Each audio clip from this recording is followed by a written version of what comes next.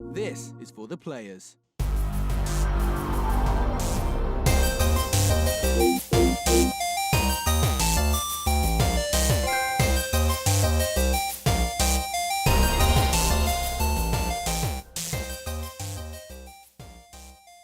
I'm Ryan Betson. I'm Josh Saunders. And this is For the Players, the PopCulturists PlayStation podcast. Over 40 years of playing PlayStation and 10 plus years in that games media combined. I'd like to thank you for joining us for this PlayStation conversation. This PlayStation conversation happens every Monday morning at 9 a.m. Australian Eastern Standard Time on YouTube and 8 a.m. on iTunes, Spotify and other podcast services. If you'd like to be a part of future conversations, please join us on Facebook, Discord, comment below. If you're feeling generous, join us on Patreon at patreon.com/thepopculturists. Head over there, check out the tiers. Might be something there that interests you. Did all that in one breath. You did, well done. I didn't look at you this time, so there's You did that briefly, too. I saw. I did. I was like, hey. Avert your eyes. But if you do support us on Patreon, you can watch us record this show live, as well as our other show, The Young and the Wrestlers, which just has recently had a content schedule change. Ooh. So you get more wrestlers for the same dollars. What? Yeah, we have to do more shows now because we can't just do it in one show. No, really? Yeah, because of the SmackDown. Poor move to Jem has to Saturday. drive down here twice No, a we're week going to now. start doing it remotely. Yeah, fair. Yeah. Shit. I'm whinging about my 20-minute hike down here, and she comes from Hawthorne or something. Yeah, Poor it's girl. brutal. Yeah. But I say support us at any dollar value. Get yourself a nice little sneaky link where you can watch us record the shows. It's all fun and times. It's fun and times. Fun and times. And the chat thingy's there, and we get told stuff, and we interject and add things when we see them. If you want to support us in a more one-off fashion, though, head over to popculturists.com/shopping, buy shirts like this, other assorted shit with our logos on it. We are also on Twitch at twitch.tv/thepopculturists, which has also had to change because of all this fucking wrestling. Oh. That's now Thursdays instead of Wednesdays. But this week, because we are at PAX, there will be no streaming this week. Fair. That's right, we're at PAX this weekend, ladies and gentlemen. PAX Australia 2019 Why is not do coming. a Facebook live stream from PAX? Oh, maybe. Oh, that's probably a good idea. Exclusive access that we don't have. Yeah, well, I'll just brag. Mm. I'll just stand outside the building like, Yeah, about at like 10 to o'clock go at night. in and do something. Yeah, me and the 14,000 other people standing here. But yeah, so we'll be at PAX Australia this weekend. So there will be the regular show as per normal next week. May come up Monday, may come up Tuesday, depending on how we go. What's that, FTP? Yeah, FTP, yeah. Because I know your busy weekends will probably be Joel and I once again, some of the last year's PAX. I think when we could do it, Unless you're free Sunday night. maybe. We'll suss that out. We'll work it out. There will be a show. There will be a show, whether it be Joel and myself or Josh and myself. It will be there. We all hands on with what PlayStation and the other peeps have on offer. Very excited. And if you are attending PAX, swing by the party mode panel on Saturday night. I think it's 6:30. You'll see myself, regular occurring guest Padge, and other friends of the channel are all doing a big onstage thingy. So that should be fun. Topic? Oh no, it's Guarding? it's essentially a big, almost like big battle of video games. So we're all in teams of 3. So I'm on the same team as Padge, and we have to then survive. And it's like 4 teams. 4 teams of 3. Like playing games? Yes. Oh, Yeah. I thought you meant like a trivia thing. No, because I would be horrible at that. Yeah. I was on your team for Pop Quiz, I know. Saying that though, I did that Pixar one that we recorded, which hasn't been edited yet. Boy, did I dominate that bad boy. It's handy when you've got Thank you, a James. child. Yeah, child really helps sway that one. But yeah, so PAX. Oh, and if you are listening to us on podcast services, be sure to give us a 5-star review or a review of your choosing, a written review. Tell your friends if you're watching on YouTube. Like and subscribe. Like I've said before, it doesn't have to be 5 stars. Give us what you feel is Yeah, adequate. whatever you feel is relevant. How many? Because I personally think we're 6 out of 5 stars. Oh, But yeah, that's a little bit biased. yeah. That's the So PopC bump. Yeah, I need accurate reviews to know exactly where I stand. PopC bump. We're not Nintendo. No, it's because we rate it higher because it's us. How you been this week, man? Hay fever Oh man, can suck a bum. suck a bum and sphincter. Yeah, Oh, man. I forgot hay fever was a thing. Yeah. And then was it Thursday that was like in mid-20s? Mm-hmm. I was like, I got out, shower, in the car, went, Oh no! Well, you know, Mum, come pick me up. I can't drive. you know the nose congestion that comes with hay fever. I don't get that. So I get the puffy eyes. I get that every day. Okay. Because like that's what my problem with my nose. My nose is the overactive immune system. So like I get the hay fever results every day. Okay. I don't get the eyes, thank Christ. Yeah. I just get the inability to breathe properly. I pull up to a client's house. Looks like I've been crying for half an hour in the car. I'm like, yeah, I'm Josh from TCB Air Conditioning. Like, have you been crying? Yes, but it's irrelevant. The last job didn't go so well. We had some things in that roof. Yeah. Have you found anything cool in like the roofs when you're doing air conditioning repairs? Oh, skeletons mostly. Sweet. Of animals. Oh. Possums and all that. Yeah, like horses and shit. Like, how did you get up here? It's still in one piece. Rats, a lot bigger when they're in skeleton form. It's like, oh, that's how big they are. Yeah. I'm like, it's a possum. No, it's a rat.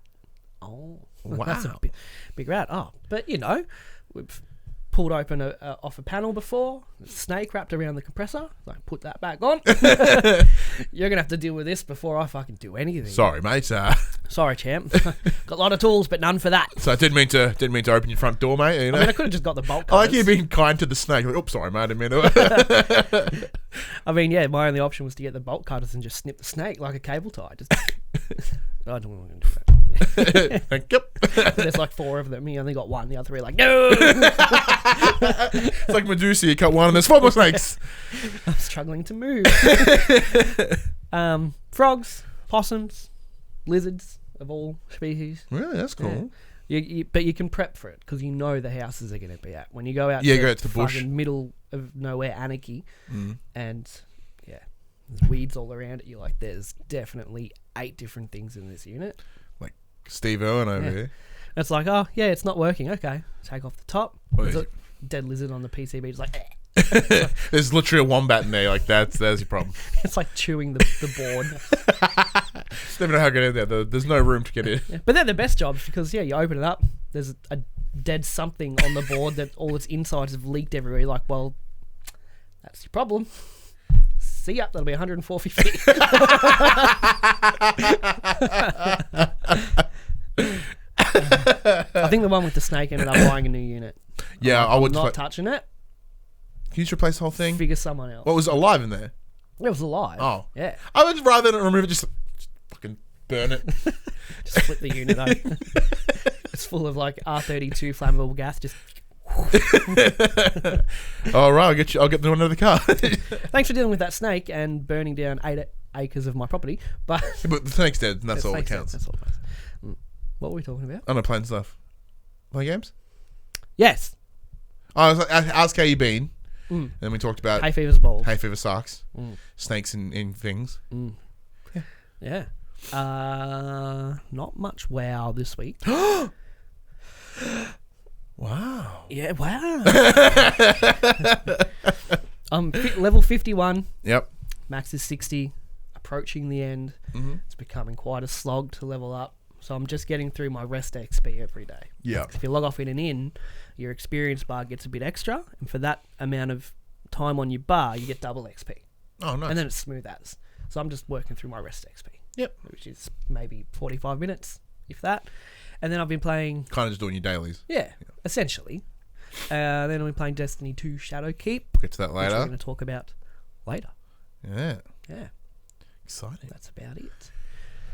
So I do go Excuse back me. to school tomorrow. Ooh. Fucking right after daylight savings goes an hour forward as well. Yeah, I got Such fucked in that bullshit. last night. So last night, Oh, it's only midnight. Oh no.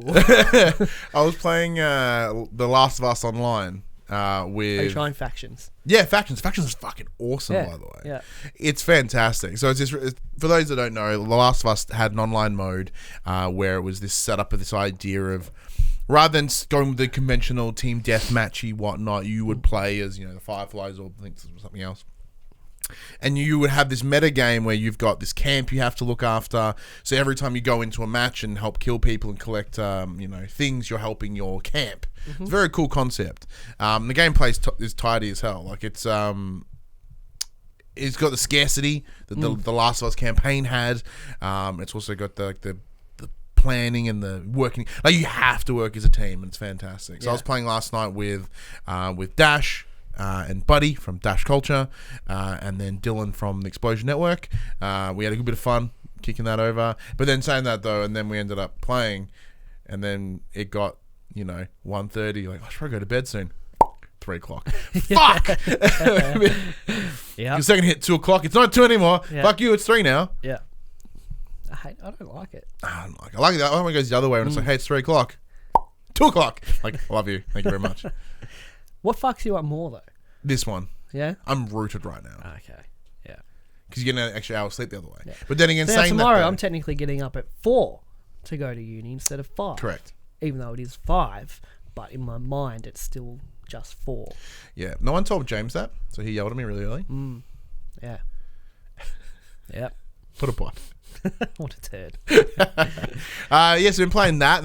That's surprisingly really good. And it is, with Last of Us on PS Plus. You should all download and check it out because there is no multiplayer on Last of Us 2 For now. for now. So it'd be worth checking out. You'll have a good time. Cool. I did something as well this week, so which is vague. So Paul James, or Padge, he and I went into the Melbourne City this week. We went to catch up with the developers over at SMG, the guys behind Death Squared and Over the Top Tower Defense. You love those guys, don't you? They do good. You got a good. Yeah, they're fantastic for what we do relationship at with work. So when Padge was like, hey, we're going to go do some play testing of Moving Out. Do you want to come in? I'm like, yeah. Yeah.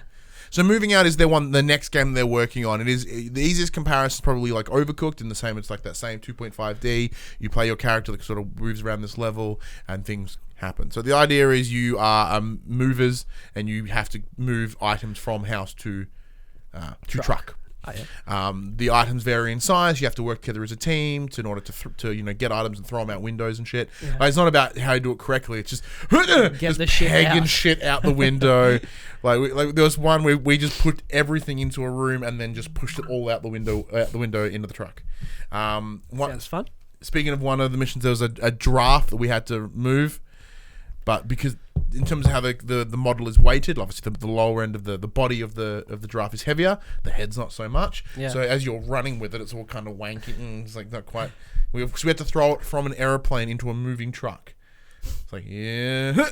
Sounds like they're really stepping it up. yeah. Like, so we were given a handful And of in this game, you're cubes and you got to go on the lights. And in the next game, you're throwing a giraffe out of a plane into a moving truck. So the 10 levels that we went hands-on with were sort of a sampler of what they're looking at. So this is a play test, not a preview. This is a 100% work in development build. So there's it's not an official preview sense. But yeah, and I really like where they're going with this game because it's that same kind of fun that you get from the likes of Overcooked.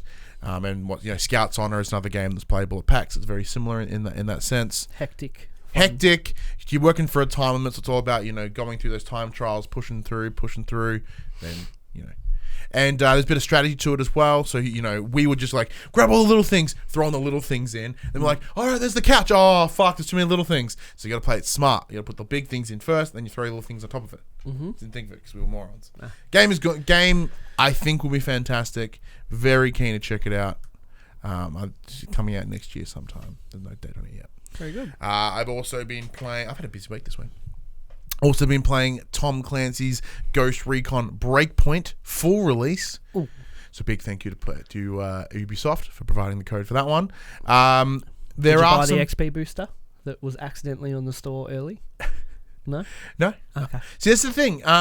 We'll actually get that out of the way first. So, this entire game is 100% microtransactionable. Yeah. Almost everything within it can be purchased. It's like, you want all the camos? Here you go. You want all the guns? Here you go. You want all the shotguns? Here you go. And like it is like they've literally monetized all of it. Yeah. Saying that though, at no point from what I've played have they gone, hey, did you buy it? Like no, it's not But like it's still there. It's still there. It's still there, and that's that catch, right? Yeah. Although they're not, pushing it in your face, like when you play something on your phone, right? And like you do a level, and it's like, hey, you want some more gold coins? What was the Mordor game? The second one?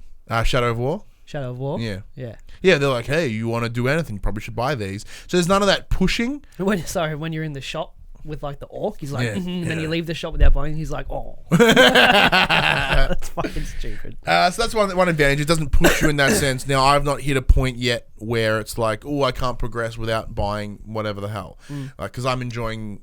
One of the first things I'm doing, similar to what we did in Wildlands, is going to each of the locations and scouting out the guns and then tackling the mission. So I'm already prepping myself for a more smoother time. Like I said, I'm really enjoying it. There's not a lot of improvements over the beta, so everything that we said during those beta impressions, which videos are available here and there everywhere, a lot of that stands true. Yeah. There are some minor improvements. I'm finding a lot more foliage than I remember from the beta. So kind of the world looks a bit more intricate, which is nice. There are still some characters that look like PS2 CG, which is a real bummer. Your character looks fucking schmick, but then some NPCs look like trash. Yeah. I wonder if this guy's important in the story. No. Not with that face. By me, yeah, it's just a lot of minor improvements from the beta because once again the beta presumably was a pretty close to now build, but yeah, some minor tweaks, minor improvements. You can revive someone now and not have them not revive in their game. Big win.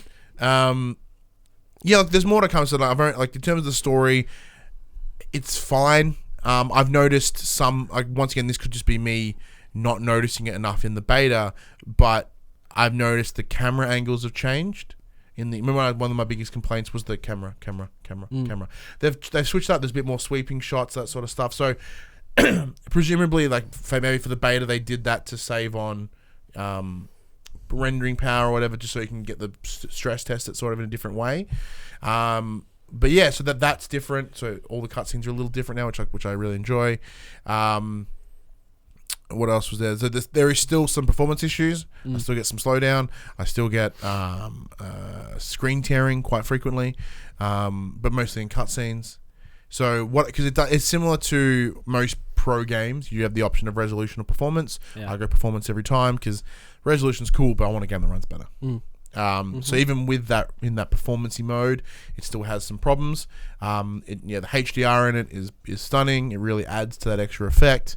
So there are some moments where it looks fantastic, some moments where it looks fine. Gameplay is tight as it was before. It seems like the kind of game I'll pick up in probably a year. Yeah, 100%. Like I did with Wildlands. Played it on launch. I was like, eh. Yeah. And then a year and a half later, I was like, yeah. I do think because but that doesn't excuse a game being released in an average state. Not at all. Like there are some big things here that it's like, why is it doing this now? This is launch window, mate. Like this should be so much better. Yeah. But yeah, I do think similar to Wildlands, give it 8 months and it should be tight. Well, Ubisoft have said a few times this is going to be years supported, like Wildlands was, I suppose. Like Division was, and the Division 2 will be. Yeah.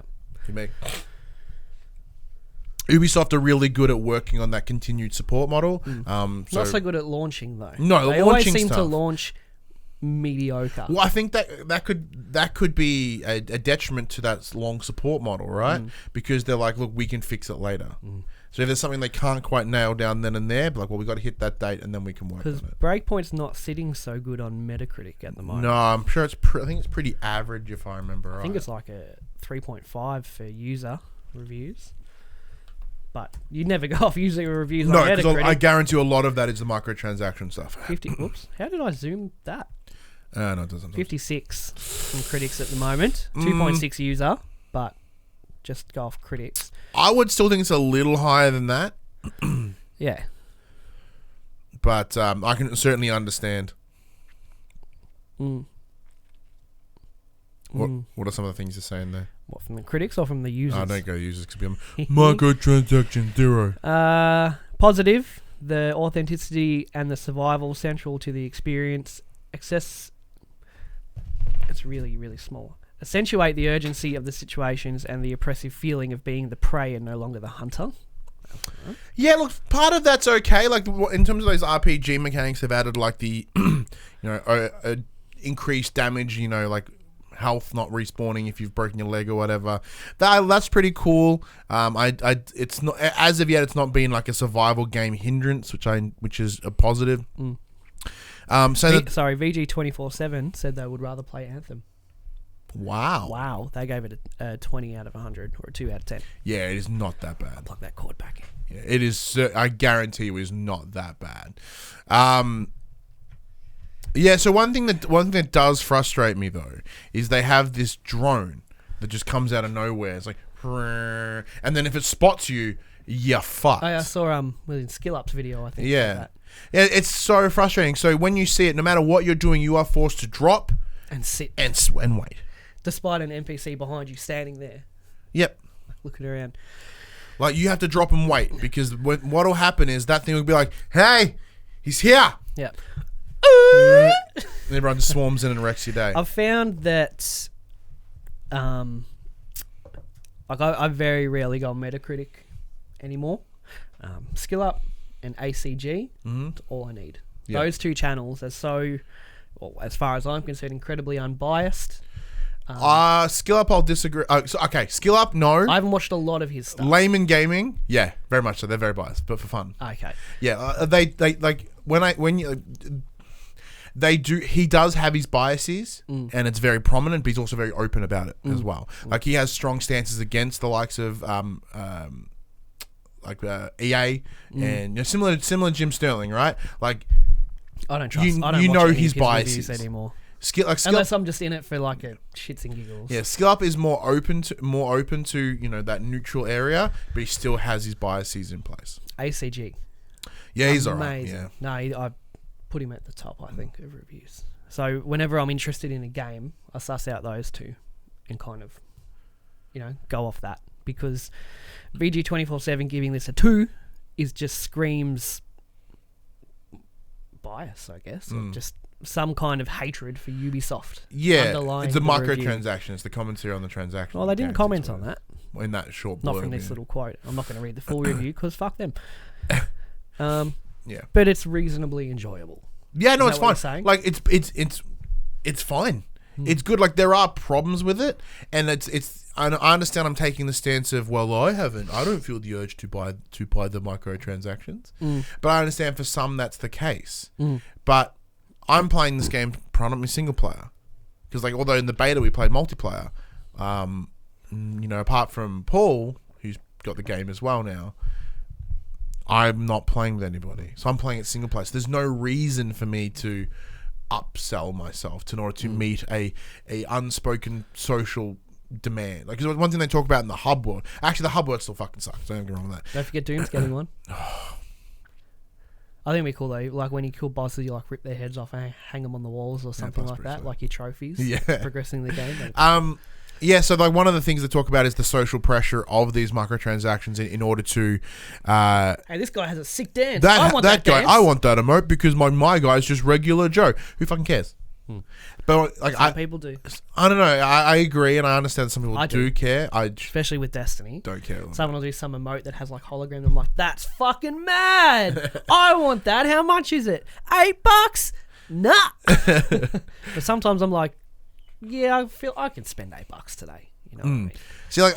And I guess that's the thing, right? Because if I walk into the Breakpoint hub and someone's doing giving me a 2 sweet, doing the worm or something. Yeah, doing the 2 sweet. I'm like, oh, that's kind of cool, but I'm not gonna be like, oh, I can't wait. I need the 2 sweet because I don't fucking care. Well, a question to branch off this with Breakpoint is these type of games. Wildlands, Division 2, Breakpoint, where it's like, we'll support it for years, it's going to launch, we know at this point they're probably going to launch in a meh state, full price, or should they adopt a different pricing model? If they're going to jam it for microtransactions like this, I would recommend. As far as like Australia is concerned, the average, the RRP is $109.95 or $99.95. And to make it worse, so this did come out with the 3 versions as well. It came with the standard, the gold, and the ultimate. So the ultimate was $179, the gold was $150, and the regular is $100. So on top of playing, if you buy the ultimate edition, you get the 3-day early access. Full disclosure, that's the copy of the game that we were given. So I was able to play it from 3 days before, so the Tuesday. So people are paying an exorbitant amount of money to pay 3 days early and to get some boosters to then go into a game that's demanding more money from you. So I do understand that issue, and I think that's really gross. I feel like, if Breakpoint was $30, $40 Oz, I'd probably own it now and be playing it because I'd feel like that's a worthy investment. It was like $50. Yeah, but a hundo, when in a year you're going to get it from EB Games for $28 pre-owned with all the updates, not the season pass stuff, whatever. But, a hundo is just way out of my wheelhouse for this type of game. Yeah. When I know, just given Ubisoft track record, in a year, it's going to be completely different and albeit probably a better game for less than half the price. The issue that I'm facing as well is because, it's common knowledge that I do enjoy Ubisoft games and I really like them. Yeah, so do I. So there is, well, I wouldn't say there's a bias coming into these, but there is a understanding that these are for me. Yeah. But also, what to expect. Exactly. At this point. But saying that though, my concern moving forward is if this is what they're doing, if their plans for every game are, that's kind of a problem. Like these unfinished, cripplingly moneyed, it's not good. Like it makes me concerned for Watch Dogs next year. I'm really excited for Legion, but if it's like this, that's a real concern. Yeah. And then what does that mean for when they release the next Far Cry? Or, what does that mean for Beyond Good and Evil 2? Like, with all the things they have in the future. Division 3. Because there is the Division 3. Because there is, as you mentioned, this Ubisoftification where it's, they've found a model and they've ran that model and they'll run that model until the day it dies. Yeah, it works. I still think the Division 2 is the pinnacle of the Ubisoft model. I agree. That's the one thing. Like that's the only biggest downside. Perfection. Like this, yeah. Yeah. See, Ubisoft, like Division 2 was so fucking good. Yeah. Like it's really tight. And like, it was surprised you ended up liking it as much as you did. So much. I don't know why, something about the gameplay loop really hooked me, and I was hoping the Breakpoint would do the same. Because I as much as I enjoyed the running and gunning of Division, I do like the stealth approach too. So that's how I played Breakpoint. So I played Wildlands. You scout, you use your drone, you scout out, and then you one by one you piece them off. And then you go and get what you need and you scoot. Like that's way more fun for me. So that's why I thought I would never like the Division. But I'm doing that here and that's enjoyable. But Division 2 was just better somehow. How do we get on that tangent? I have no idea. I've also been playing Concrete Genie as well. As the time this goes up, the embargo has not dropped yet. That will be coming out tomorrow. Yeah. A nice little extra bit of. So when a video comes out tomorrow, at the time this comes out, and we're both wearing the same things, it's because we're not pieces of shit.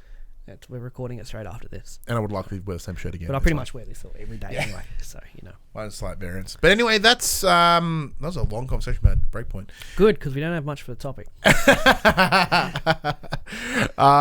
So that's enough about what we've been playing. Let's jump into the section we call Inform the Players, where we tell you about what happens this week in PlayStation.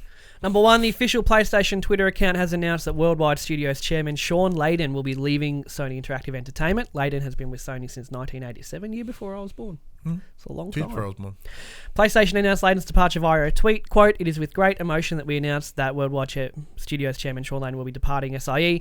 His visionary leadership will be greatly missed," the Twitter account writes. "We wish him success in the future endeavours and are deeply grateful for his years of service. Thanks for everything, Shawn." Now, as of now, there hasn't really been any more spoken about with this. About why or who's replacing him. But after 30 years, maybe he's like, you know what, I'm good. But why though? Why now? Like right ahead of PS5? Yeah, what's going on with PS5? I wouldn't go that way. I wouldn't say there's any problems. But there's problems. There was an article that came out, I think it was from GamesIndustry.biz, that talked about the idea of this back behind the scenes issues. So this internal power struggle a little bit.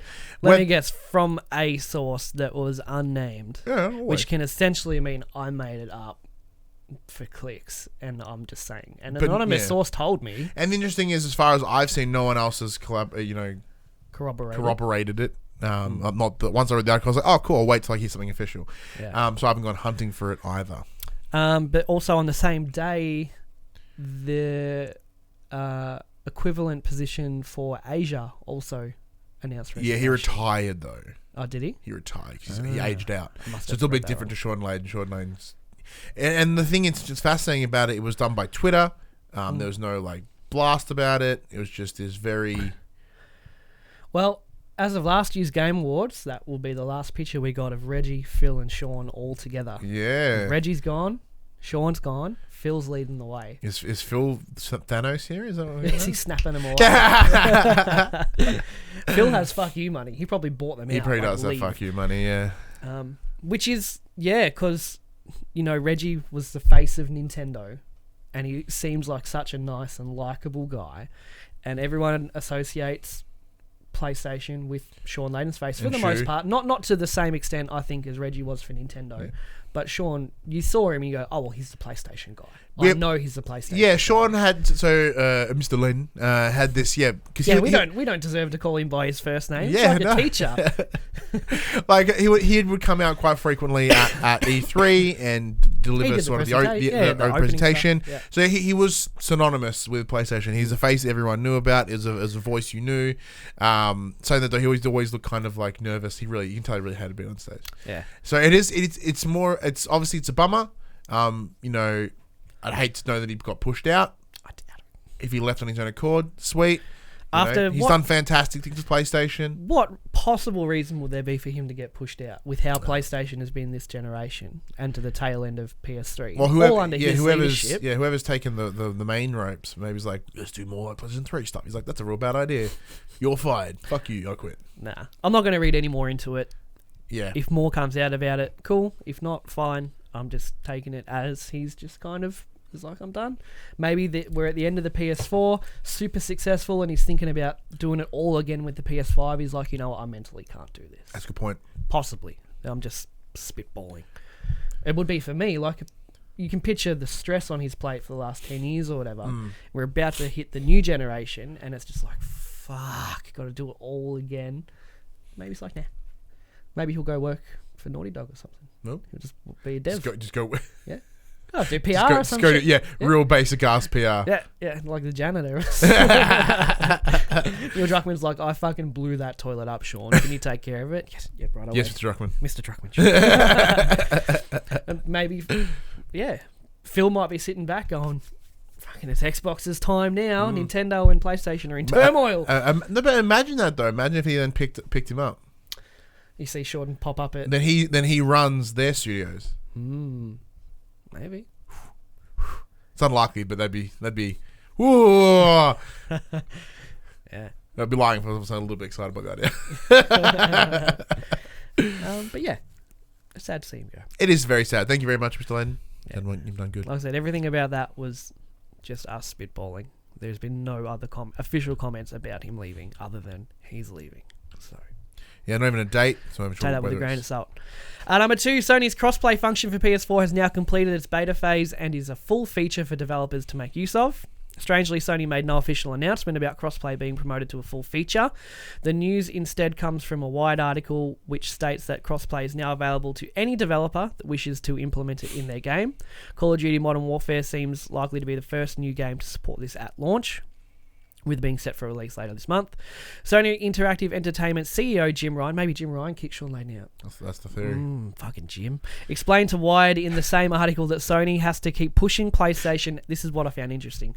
Sony has to keep pushing PlayStation and its features in order to survive the next generation. Quote, the track record of the incumbent platform winning the next time around is not a great one, he said. So the major thrust of my executive energy is to avoid complacency.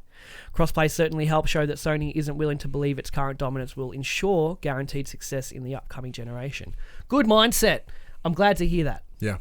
Well, that's because it got to a point where it's like Sony are like up themselves and hubris. I was on that boat too. Yeah. I'm like, what, they're arrogant, hubris, vaginal hubris.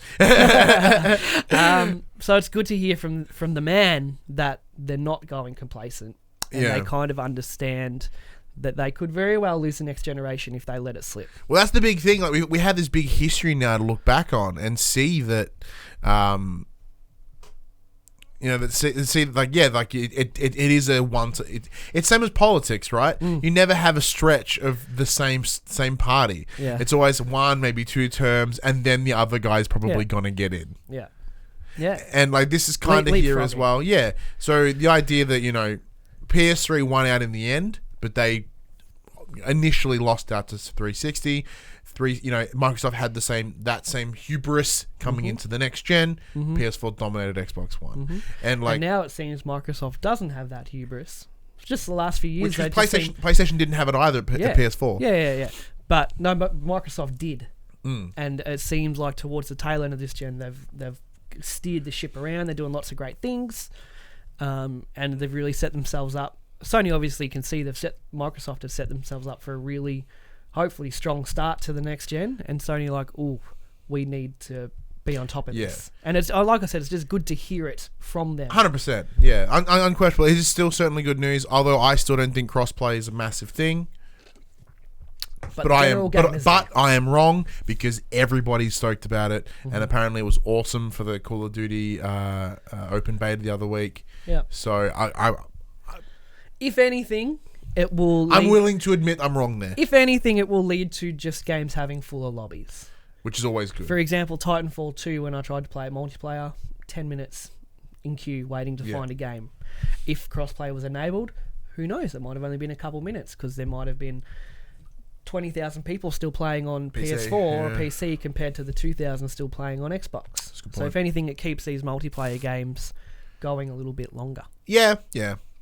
It's because I don't play a lot of multi, so it's kind of, it's not my audience, hence why I'm like... But they've also put in that statement, they've put the onus on the devs. It's like, it's there if you want to do it. We don't want to fucking hear any more about it. It's there. If a game doesn't have it, it's on the devs, not us. I like that angle too, because everyone's like, Sony's at fault here. Like, fuck. No, so they did the beta obviously with Fortnite at first, and then followed up with Rocket League, and then now Call of Duty. And like it says, it's a full feature for the devs to take advantage of should they choose. And I think the underlying message is, don't fucking talk to us about it anymore. We've done it. If it's not in the game you want it in, talk to the devs, not us. Yeah, it's good. It's good PR. Good. There's some underlying, there's a lot of like if Jim Ryan Cooney's like, look, we did it, fuck off, all right? I'd be like, respect. Thank you for appreciate it. But yeah, like I said, it's just good to hear that they are wary's not the word. They're aware. They're self-aware of what the next gen could or could not be. Number 3, the Writers Guild of America, the WGA, confirmed that it is dropping the video games category from its annual awards until further notice. Ew. In a statement to IGN, a WGA spokesperson confirmed that, quote, there won't be a video game writing award in 2020. The WGA did say that the category may return in the future. However, quote, when there is a critical mass of video games covered by the WGA in order to provide a meaningful award selection process. The WGA Awards have had a video game category since 2008. Previous winners include God of War, Horizon Zero Dawn, and The Last of Us. A couple quotes. Quote, very disappointed at the WGA for removing the video game category from their awards. The Last of Us Part 2, director Neil Druckmann tweeted in response to the news, a misguided slap in the face for writers in games. And another one, quote, I've never joined the WGA, never will. Portal and Half-Life writer Chet Falaziek said, quote, to win this award, you have to be a member. When they asked us to join so we could win, we could pay dues but not vote because game writing isn't real writing, not like having a short story published in a zine read by 12 people. Just twist the knife a little bit. But no, that sucks, especially considering, like,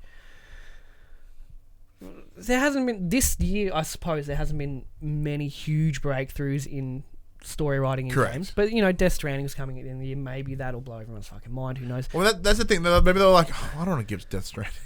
But next year, The Last of Us Part 2 is out next year. Yeah. And The Last of Us Part 1 won the WGA award when it came out. So it is a little bit disappointing. It's a bit weird. That we're kind of just like, you need to join the subreddit r/GamersRiseUp. Oh, we have to. You need to go. Yeah. Have you been to that subreddit before? No, I haven't. What did I join this week? It's like a unironic gamers are being oppressed. But it's all put up as, can't believe this happened. I'm literally shaking right now. But it's all in jest. I'm sure there's some reals in there. I'm sure that people take it the wrong way and they're like, yeah, this is where I belong. But yeah, Gamers Rise Up. No, only Reddit I've done this week. I discovered, obviously, old news. People of Walmart. Yeah. It's my favorite. Yeah. It's gross. And unintentionally funny was another good one. Yeah. So all these things that shouldn't be funny really are. It's comedic timing. Yeah. But no, this is balls. It does suck, and it really does suck, because when you talk about the likes of, the storytelling of God of War is a big one for me. Like that game is fucking perfect. Knowing that it won, big advantage. But I mean that it's that weird, this weird situation of, is it going to come back in the future? Oh, maybe. Which, in other words, no. It's a very vague. It's like that idea of like, look, maybe when I'm 30 and neither of us are dating anyone, maybe we'll do something like, so you said there's a chance? Maybe we'll find our way back. Yeah. But their quote is really weird. Not weird, it's just very vaguely worded. Quote, when there is a critical mass of video games covered by the WJ in order to provide a meaningful award selection. So what they're essentially saying is we don't have enough members in the game space to make this valid. Pretty much. Because going by then what the other dude mentioned, what Chet said, if you have to be a member, like, hey, we want you to win this award for Portal, can you become a member? No. Oh, sorry. Sucks for you. Yeah. They're all jerks, basically. Yeah. Can't believe it's 2019 and we're still being oppressed like this. It's ridiculous. There was no top selling games this week. The list wasn't up just yet. Bill Earns. Quick bits. Monster Hunter World Iceborne's next crossover features Leon Kennedy and Claire Redfield of Resident Evil. Hey, wait, you what? Yeah. Awesome. Claire and Leon are coming to Monster Hunter World. Hell yeah. Joining the likes of Aloy and Geralt and all that kind of stuff. So they're still doing Big Man. They're still doing cool things in Monster Hunter. A year and a half later, there's still. But this makes sense, I suppose. Not really. And one of the creatures from Resident Evil, I think, too, is going to be in the game. The Tyrant. Yeah, that's it. It is. Yeah, that's right. No way. So yeah, because they normally, when they put in a character, they put in a boss battle representative from the franchise that character came from. Nemesis, perhaps? Yeah. No, they did say Tyrant. I forgot what it was when I was writing, but it was definitely Tyrant. Like Geralt had something. No, it was a fucking tree thing. Yennefer. Really hard. He wouldn't win that fight. So that's pretty cool. Persona 3 and 4 protagonists will feature as optional boss fights in Persona 5 Royal. That's interesting. Make sure you tell your friendos at work that. I'm sure they already know. Come in Monday, they'll be like, oh my god. I'm like, don't tell me. Rockstar's Bully 2 fizzled out after 18 months of development. Man, that's one thing I hear a lot about is Bully 2. And obviously there's a lot of fan demand for it. And they tried and it didn't work. Yeah. They had it set around a university, I think. Yeah, well, they were trying to figure out, is he at college or uni? Like, where's he at? And I didn't put this down, but Ryan saw it before. Stardew Valley multiplayer is very, very close. For PS4. It's out. Oh, is it out? Yeah, version 1.30 is out. It's playable right now. Buddy Watson and I played it for about 5 minutes to make sure it worked. And then we're going to get married. We have a killer farm together. Kid? Maybe. We're open to it. No, we want to say no. Take it slow. You want to live with each other first. Yeah. Just figure we want to make sure if you're compatible. Yeah, we'll make sure our soil fits the veggies. You know what I'm saying, Yeah. Make sure the carrots can be planted deep in the soil. What else happened this week? One off the top of my head. WWE released a gameplay video for 2K20. It looks a lot better than the previous ones they released, so that's positive. Well, the other trailer shit. Oh, they're rough. Okay. Like the Stone Cold one, his entrance, he goes. He just freezes for a second. Hang on. Oh, he's back.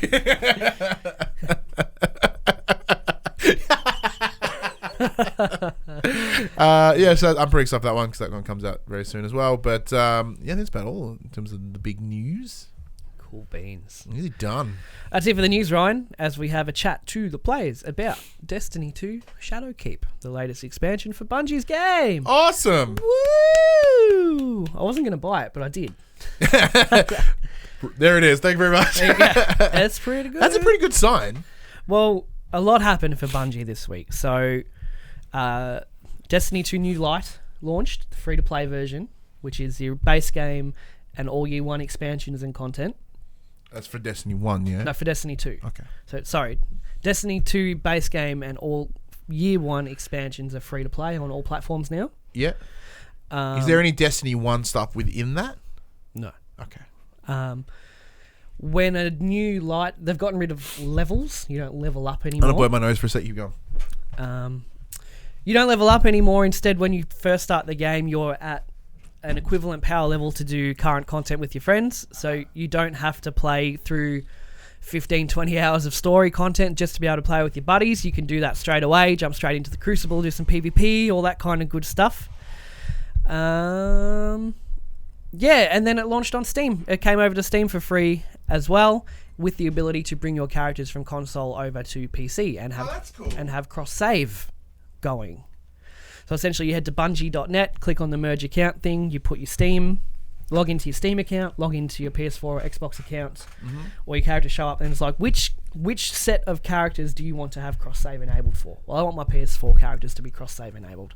So now I can play my PS4 characters on Steam and PS4, and it's all linked together. And does that cross work in terms of you buying Shadowkeep on PC, or to make it look... No, so you need to be aware of that. If you have Shadowkeep on PS4, and you're playing and you're doing all this stuff, and then you move your character to PC, you'll still have all your stuff, but you won't be able to access Shadowkeep's content until you purchase Shadowkeep on the other platform. Interesting. Which makes sense. That does make sense, yeah. So Shadowkeep, you go back to the moon, Destiny 1. There's been a disturbance at the moon. The Hive are up to no good. Oh, disturbance in the moon. Again, the Hive are up to no good. There's this new location on the moon called the Scarlet Keep, which is a very red. You can see it's the thing in the logo, yeah. Ominously in the distance. There's a very big tower there. Hive are up to some shiz, and you're like, "What's up? What's going on?" What's this here? shiz? Pretty fucked up shiz. Yeah, what are they doing? They did kind of bring in a lot of psychological elements to the game. Mm-hmm. A few times I was playing, I was like, "Whoa." I'm actually like a little scared right now, just from the... Well, because talking about last week, with one of the things you enjoyed most about Destiny 2 was when it got the shits up here. Yeah, like being on Titan and going to like these deep Hive burrows in the dark and stuff like that. So essentially, something has corrupted the Hive into being nightmares, which are like visions of past coming to haunt you, old bosses returning as nightmares because they're still on your mind and they're playing off that. That's cool. And there's a lot of like very Death Stranding-y, just like floating bodies in the sky. I think I sent a picture on Facebook. Control had the same eerie look as well. Yeah, very eerie. You know, you come around a corner, there's a big cliff, and the earth is behind it, and there's all these bodies just floating there. I'm like, that's fucking cool. That is cool. You go to, like, into these tunnels, and the thralls, who are like the Hive little like things, they'll like crawl along the wall, but then like kind of fade into black and disappear, so they weren't actually there. They're fucking with your head, and you're like, oh, it's cool. It's got a very good mood to the game. The whole I finished the campaign. No jokes, no quips, because Cade's not around anymore. No jokes, no quips, no lightheartedness. Like, this is very serious. Awesome. And this is really bad for Guardians and humanity. There's a really big moment after the first mission of the campaign that everyone's talking about. It's like, oh my god. And I know you don't really care if I say it, but... We won't spoil it. I want to, though. Like, I really want to say it. Do I just put we'll talk it off. No, we'll talk it off air. Okay. There is a moment at the start where you come around a corner and go... like, everything is gone... everything's looped back together. From back in Destiny 1. Things that haven't been mentioned for years, and you're like, I guess they abandoned that idea. Nah! Holy shit! Wow! Very cool. And it makes sense that this new threat is... Because the problem with these games sometimes is that you have like that power creep, like Dragon Ball Z, you know? Frieza, oh, he's so strong. Oh, wait, no, but then there's Cell. He's even stronger. There's Boo. Then how does this make sense that... But then in games it's like, I've killed like a fucking Hive god.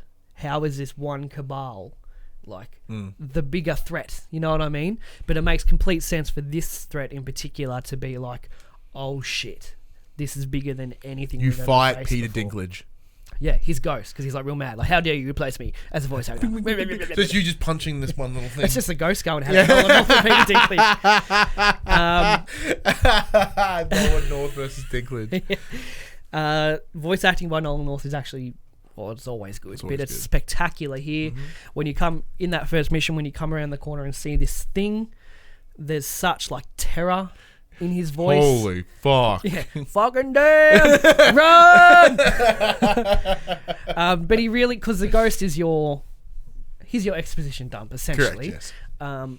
But he puts a lot of emotion, and it's really unsettling how he delivers some dialogue. You're like, oh, I've like never heard my ghost be like actually frightened like this before, kind of thing. It's got a really tense mood about the whole expansion, which I think was needed because even though Cade died in Forsaken, which is pretty like, it's like, oh, that sucks. It was still kind of, you know, people like joking, and even Cade, even though he died, he's left like voice logs for you. He's like joking and being like, he left a voice note for everyone that he thinks would kill him, and you go and find all of them. Like, Zavala, if you killed me, you know, is it because, you know, you're real shit at poker, or, you know, all quips and all that, you know, kind of keeping it fun. But this is just not dark, but it's very moody and somber, which I think is really needed. Hell yeah. Now, the campaign itself isn't very long. That's going to be my next question, actually. So how long? It's probably 7 missions, taking maybe 3 or 4 hours. But the way they do it is you get the initial burst of the campaign, but then it continues to tell itself, because it's a live service game, it continues to tell itself over the course of the next few months as just patches are added in. Here's the next part of what's happening. So although it's only like 5 or 6 hours, or whatever you said it was, just the campaign. Yeah. So are there any additional raids or strongholds? Yeah. New raid actually came out today. Yep. With 2 more coming, a couple new game modes. But the biggest thing they've done is redo how armor works completely. Okay. There used to be mobility. I don't know, brain fart. Mobility. What the fuck? I've looked at these stats so many times. Yeah, your 3 stats. No, mobility. Then you had like your strong one, and then you had your fast like recharge rate one. I can't believe I've forgotten this. Pull it up. I've put like 300 hours into Destiny, but they've added more basically. So you're gonna have. Apologise for this delay. That's all right. You said break. So they've added on top of what was already there. They've added discipline, intellect, and strength. Discipline reduces cooldown of your grenade, intellect reduces cooldown of your super, and strength reduces cooldown of your melee ability. So this lets you really make your Guardian your own. Cool. So like, here's like the best 5 pieces of gear. Just put them on. It's like, you know, you mix and match. Well, I want to be able to use my grenade all the time, and I'm going to get armor that reduces the cooldown and then put mods on that increase the damage of my grenade. I'm just going to be fucking lobbing these all day. So it really lets you customize your character, how you really want it to play, which is very, very cool, because it kind of got a bit generic in Forsaken. It's like, well, Warlocks have to use this super because that's the best result, super for the raid. Titans have to use this super because that's the best super for the raid, you know. But now it seems like there's going to be a lot of freedom. You know, I'm a Titan who specializes in melee abilities, shotguns, and SMGs, you know, and all my armor complements that. So yeah, that's very good. Yeah, there's a lot of new grinds. I mean, the max power now is 960. So, you know, you've got your... With the light? The light power is 960. 300 something last time I played. Yeah, but now you start at 750 with this new light. You log in... No, I just remember it's very funny. It's like when I played, it was like 300. I was like, oh no, it's 900 now. You won, it was 300. What? I guess I didn't want to bring that number back down, like, because last in Forsaken it was 750, I think. And you don't want to bring it back down to 300. And I was like, well, I just lost all my power. So they've made 750. That's where you start the game. Yeah. Now, if you make a brand new character with new light, you're 750. Straight away, you can play with your friends. And if you wanted to, you can go back to 0 and... No. You just start at 7. That's where the gear starts now. At okay, fascinating. But like I said, the biggest thing used to be, you know, hey man, play Destiny 2 with me. Oh, well, you got to play through the campaign, all year 1 expansions, and then that expansion, and then that one, which is about 30 hours before we can do anything together. Yeah. But now it's just fucking make the character, come, let's do strikes, let's do Crucible, let's do all that kind of stuff. Yeah, it was one of the things that sort of, because once we were playing together initially at the start, and then you kind of raged ahead because you were unemployed at the time. Yes. And I was like, yeah. So now, for example, you could just boot it up and we'd do things together. Yeah. At any time. I did move everything over to PC, playing on Steam, but I can play on PC because of cross save. Dude, I don't have fucking time. Okay. It's a different game on PC, man. Yeah. It's a different game. The loading times are so quick. I got all the good FPS. When I first booted up, my computer's like, and I'm like, oh no, what's wrong? It was uncapped FPS. So the computer's like, let's get you as much as we can. What's like? Remember when PopG used to do that? Yeah. It's like you have to go into the into the setting, like into the back end of it. Yeah. Like, can you not like give me notepad 1,000 frames per second? Yeah. So I just capped the FPS at 100, and we're all smooth. It's good. It's good stuff. I think people were probably expecting a bit too much out of it. Well, because this is Bungie's first big thing away from Activision. Yeah. So there was a lot of pressure, a lot of expectation. There was. But how do you think they met that? Perfectly. They tried very hard, I think, to manage community expectations, because it's like they're building this expansion, but they're also dealing with going independent at the same time. This whole armor rework is fucking insane. Maybe it's not something new and flashy that everyone's like, oh, that's cool, but for the longevity of the game, this was necessary, and they've done it. You know what I mean? But there's plenty more stuff coming as well. Like I said, it's a live service, so they deliver the story over months and months and months. Story's more fascinating than ever. The moon's a cool place. I mean, I don't really know what more to say. I'm just in the grind now to get my light level up, and now that I'm on PC, I can matchmake. I'm going to do raids and stuff, do all that cool stuff. How did it go when it dropped free to play? Like when that bad.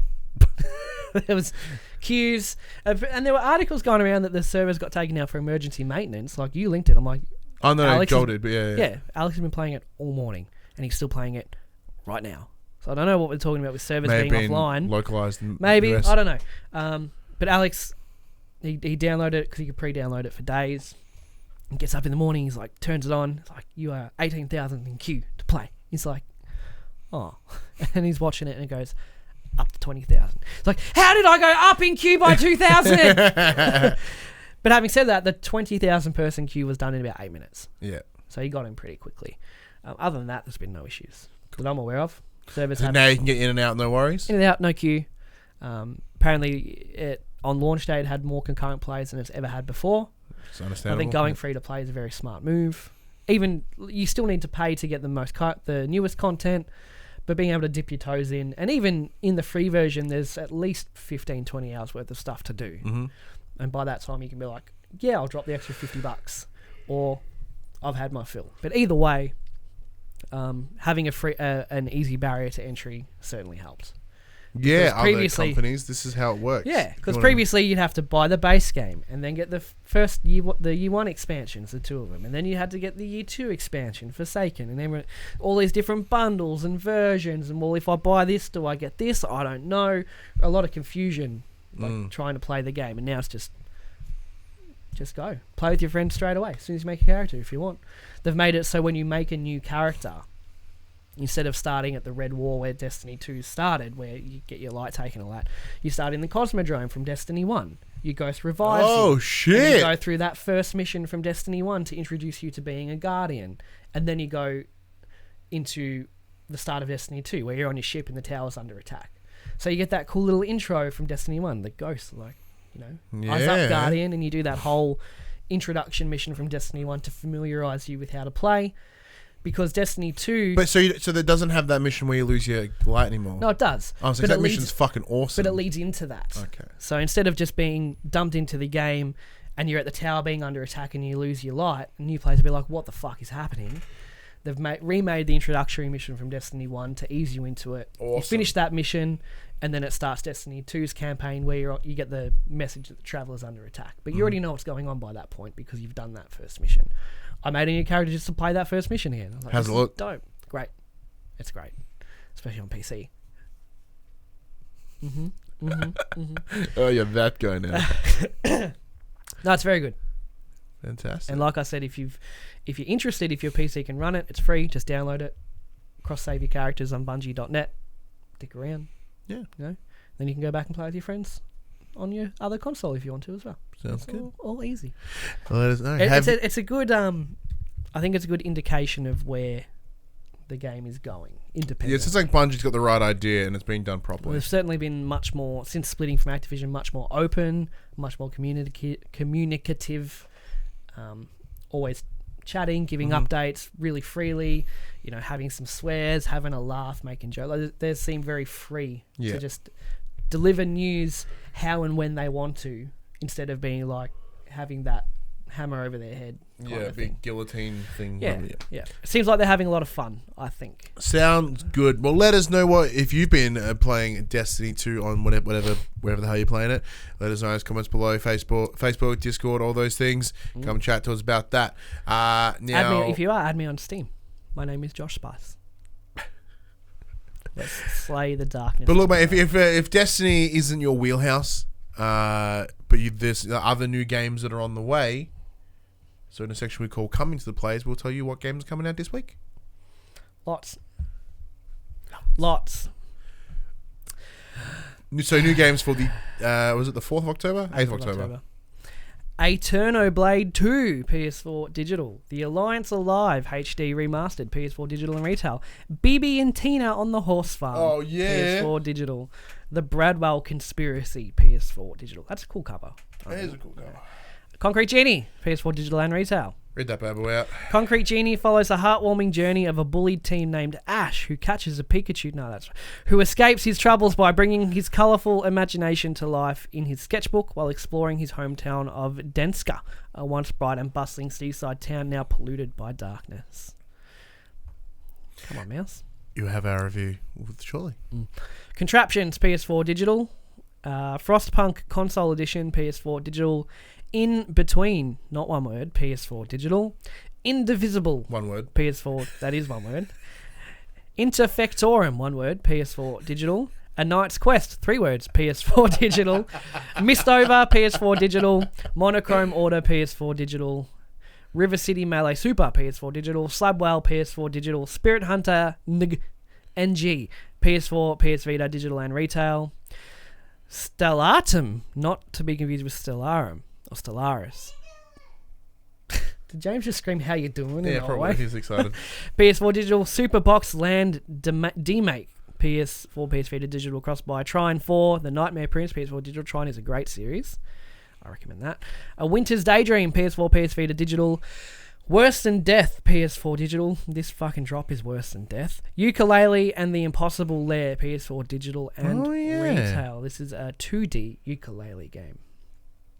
Yuka and Laylee are back in a brand new platform hybrid adventure. They must run, jump, and roll their way through a series of challenging 2D levels, face a puzzling overworld, and rally the Royal Battalion to take down Capital B and his Impossible Lair. That's it. So I'm going to assume Concrete Genie is a big pick. I don't know. I haven't played it. But in terms of the list, yeah, Concrete Genie is probably the one you'd want to jump on out of there because A, puts an exclusive, and 2, the rest are all simply pre-dumpster. But yeah. We get ready to do that, so we'll quickly wrap this up, go yourself have a little smoke break. Yeah. And then we'll come back and talk about Concrete Genie. That PlayStation conversation happened on a Monday morning at 9 a.m. Australian Standard Time on YouTube and 8 a.m. on iTunes, Spotify, and other podcast services. If you'd like to be a part of future conversations, please join us on Facebook, Discord, comment below. If you're feeling generous, join us on Patreon at patreon.com/PopCulturists. Head over there, check out the tiers. There might be something there that interests you. If you support us on Patreon, you can watch us record this show live, along with our other shows, The Young and The Wrestlers, which, as I mentioned, is getting a content change. I'll be releasing a schedule probably in the next couple of days, letting everybody know where everything sits. So yeah, get yourself a nice little sneaky link where you come and join the party. If you want to support us in a more one-off fashion, though, head over to popcultures.com/shop and buy shirts like this and other assorted shit with our logos on it. We are also on at twitch.tv/thepopculturist, which, as I mentioned, is moving from Wednesdays to Thursdays. And if you listen to us on podcast services, go give us a star rating of your choosing, leave us a review, and if you're watching on the YouTubes and you like what you've seen, give it a like, a little bit of a subscribe. Just a little bit. Just a little bit. Click it, and then unclick it. Don't do that. And then click it again. Click it, forgot that you clicked it, and then we'll just fill your feed up with stuff, and you're like, what the hell's this? And then you unsubscribe. With like 2 videos a week. Yeah, or 3 now. Yeah. Make sure you click the bell icon so you can be part of our notification squad. Oh, see, like, I hate that the like and subscription thing has to come into the play, but I will never do the notification thing.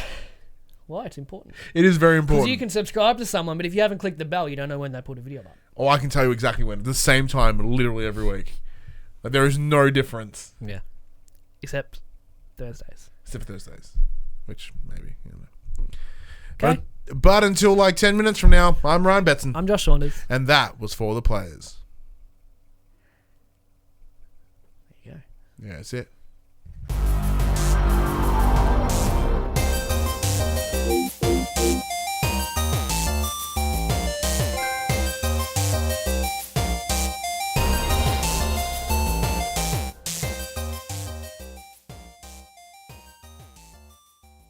For the players, the PopCulturists PlayStation podcast is fan-supported at patreon.com/thepopculturists. And we'd like to thank our Patreon producers and our Patreon founders for their kindness, their support, and their generosity. Our Patreon founders: Alpha Ferret, Craig O'Flaherty, David Chataway, Jesse Stevenson, and Jacob Garner. And our Patreon producers: AJ Abatomi, Damien Holdies, Kyle Dunn, Lee Wintershoven, Nathan Massetti, Paul James, Pure Mongrel, and Sean Levitt.